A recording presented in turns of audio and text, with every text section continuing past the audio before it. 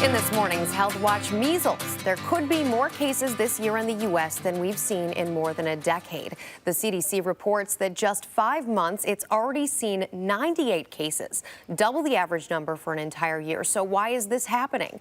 Joining us now is medical correspondent Dr. Jennifer Ashton. Great to have you with us, Jennifer. Rebecca. So what is behind this upswing? It seems like it's a thing of the past, and now all of a sudden we have a big blow up here. Correct. And here's the historical context for you. We have to remember that before the measles vaccine, this was an infectious disease that was pretty significant in this country. Several million people got sick every year, caused about 500 deaths in the U.S. per year. Now, in 2000, the CDC reported we had really had a victory over measles because of the vaccine, and it was pretty much 99% eradicated. When we see cases today in this country, they are almost entirely brought in from other parts of the world, and the people who get sick here are those who are largely not vaccinated. But we are talking about here in this location, and how widespread is it in the United States? Well, the CDC told us that as to date, we've seen 98 cases in 23 states, and they're not really pointing out which states are involved, and luckily, no deaths so far. How's the virus spread from person to person? Well, this is the thing about this virus, Rebecca. Measles is so highly contagious. 90% of those people who are exposed to it will actually get sick.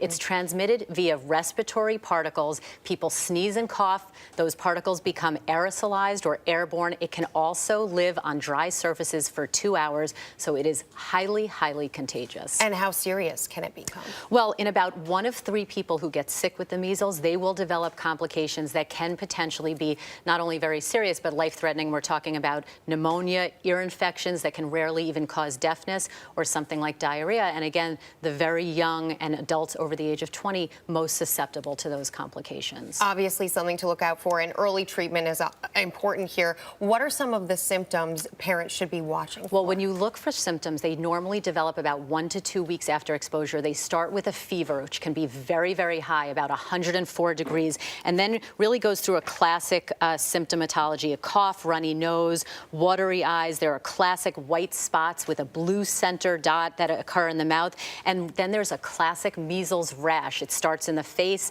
head, and proceeds down the lower body, typically about 3 to 5 days after the symptoms begin. In terms of treatment, Rebecca, no treatment for this virus. It really just runs its course, and we treat the complications if they occur. That's an important point. Also important, there are vaccinations out there. What are parents' options? Parents really need to talk to their pediatrician. There's 2 different types of vaccines. One of them is against the chickenpox vaccine virus as well. They normally are given at about 12 to 15 months, which means that newborns and infants are very susceptible if someone has measles. The second dose of the vaccine is given around 4 to 6 years. Again, parents need to talk to their pediatricians about these options. Dr. Jennifer Ashton, always great to have you here and break it down for us. Thanks, Rebecca.